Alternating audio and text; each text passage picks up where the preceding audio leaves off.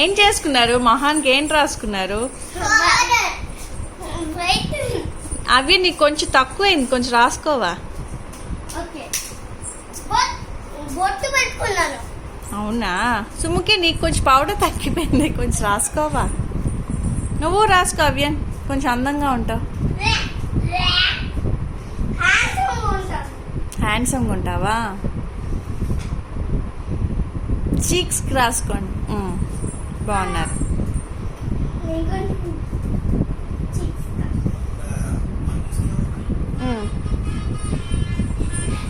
Yes, ఇప్పుడు సూపర్గా ఉన్నారు.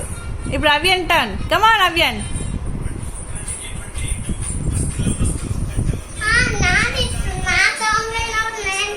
ఓకే.